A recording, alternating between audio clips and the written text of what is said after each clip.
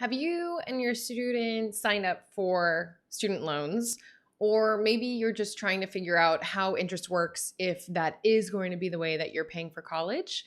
If so, then you're in the right place. In today's video, I want to give you a quick idea of how interest works on student loans and show you a brief calculation. Now, that said, this is not a simple topic, okay? I'm going to try to make it as easy as possible and explain it as quickly as possible so that you can at least have an idea of what a student loan is costing your student or you if you're a cosigner.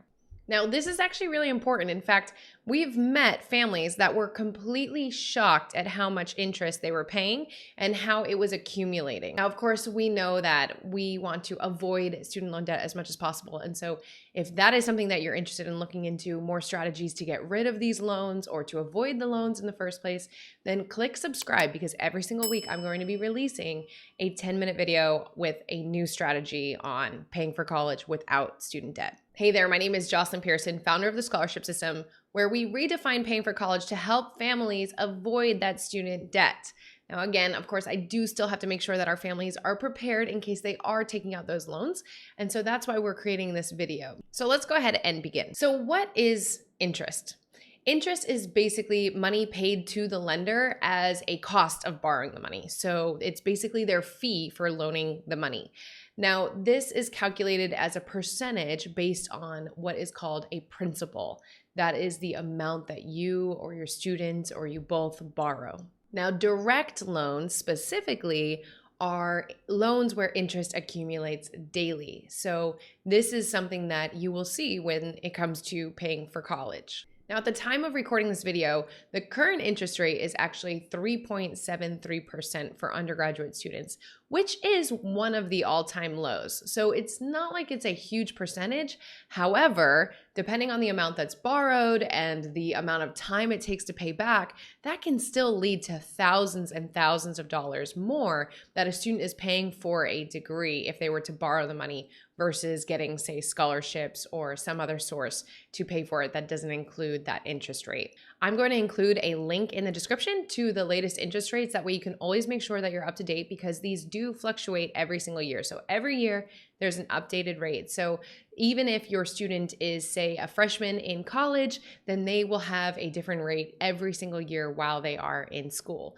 And that rate is set by the federal government, not necessarily, say, the U.S. Department of Education. Now, I have another video explaining the different types of student loans, and specifically the different types of government loans and private loans. So I'm going to link to that if you want more of a description on that. This video, I want to focus just on the interest rate. Now, when we're calculating how much we're going to pay in interest, it's important that we have a few key numbers. First, we need principal, and this is the total sum of what has been borrowed. Then we have interest rate, which is the percentage that the bank or lender or government is charging on that money. Then we have the payback period. This is basically how long it will take for families to pay this back. Now, the typical length of time is supposed to be 10 years, but actually on average, students are taking over 21 years to pay back their student loans. So we're talking about 18, 19-year-olds borrowing money for longer than they've been alive at this point. So I just want to point that out, because you don't want to underestimate what the amount is truly going to cost your family. You may want to take a look and say, okay, well, if we take the average amount of time, what would it cost us then? But either way, the payback period is the amount of time it takes to pay it back, just like it sounds like. Now, before I get into the actual calculation, I do want to say that if your student has not graduated from college yet, there is still the opportunity to secure debt-free money to pay for college. In fact, I cashed my last scholarship check on the way home from college graduation. I know that sounds surprising to a lot of families, but your student can start and continue applying all the way through their college experience for scholarships. So say your student has to borrow $9,000 for their freshman year, they can change that and maybe get scholarships to reduce that amount they need for the following year. Or we've even had students where they got to where they didn't have to borrow anything their remaining 3 years once they realized they could continue applying. So if that's something that's of interest to you and your family, then I really recommend attending our free training. I'm going to link to it below, but this is our 6 steps to securing scholarships. So it's a free training all about where to find scholarships, how they work, how to spot scams, everything you need to know to get started on those. So take advantage of that.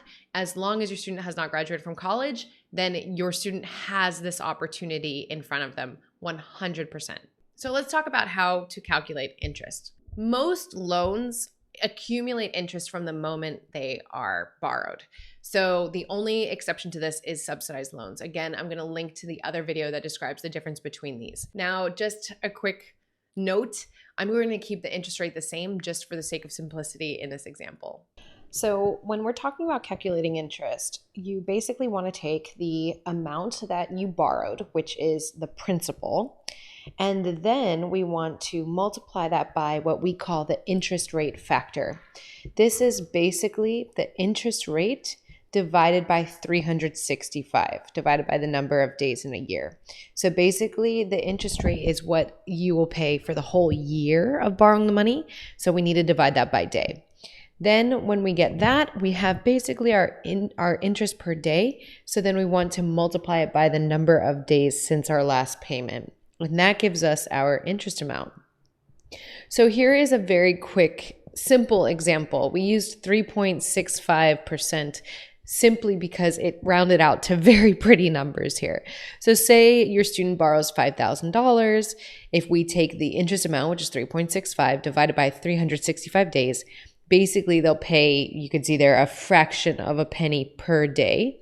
And then we multiply it by 30 days, and we find out that your student basically will be accumulating $15 in interest every 30 days. Let's get into a more realistic example. So again, we have, say, the amount of the loan, then we're going to multiply it by the interest rate. We can divide that by 365 and get our daily interest. So here is, again, $5,000. Right now at this time, the interest rate is 3.73%, so that equals $186.50 of interest per year. When we divide that by 365, it shows that we're accumulating about 51 cents per day. Now, without making any kind of payments in the meantime, if we just let this accumulate, basically your student, if they borrowed this their first semester freshman year, they'll be looking at 4 years plus the 6 months after graduating college before the payments kick in. When you figure that out, it's about 1,550 days.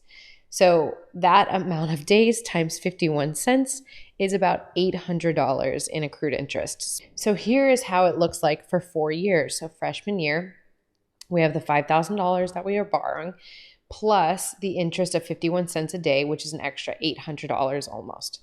Sophomore year, junior year, senior year, again, for the sake of this example, I'm using the same interest rate. I'm assuming it doesn't fluctuate, but yours will. Every year they update the interest rates. And then, of course, as your student gets closer to graduation, the amount of days should go down. So at the end, if we end up adding all of the interest that accumulated while your student was in college, you're looking at an extra $2,045.10. So the total amount by the end of college is $22,045.10. Now, this is not the total amount that will be paid over the life of a loan. This is simply the amount borrowed plus the interest accumulated while in college. If your family does not make payments on the interest that's accumulated while your student is in college, then that interest amount is rolled into the principal when they graduate from college, and then that is their new principal amount. Now, this is called capitalization. So they capitalize the interest by adding it to the principal of what was borrowed. So this is important to understand. A lot of families actually will pay off interest while in college. That way, at least at the end of the 4 years, they are only having to pay interest on the amount borrowed, not on the amount that is added to what they borrowed. So now that you have an idea of how it's calculated, I really think that ultimately the easiest thing to do is to look up a student loan calculator. You can plug in the different amounts, you can say how long it was borrowed for, you can put in the different interest rates, and it will show you what the total cost of the loan is. But still, for some of you, you want to make sure that you understand how this is calculated, and that's why I wanted to create this video. Now, again, if you want to understand the different types of student loans, what unsubsidized is versus subsidized versus private, etc., I'm going to link to that video below, or you can click the card wherever it is on this screen. Also, don't forget about that free training I mentioned. So our free training on 6 steps to securing scholarships is so important if your student still has even 1 school year left of college. They need to be applying for scholarships because that can eliminate all of this stress about how much they're going to have to pay in interest for their remaining amount of time in college. And remember, we've had students go from having to borrow for freshman year to getting not only break even for the following year, but even to an overage check for their junior year. So it is possible to no longer have to borrow if your student can seriously secure some scholarships.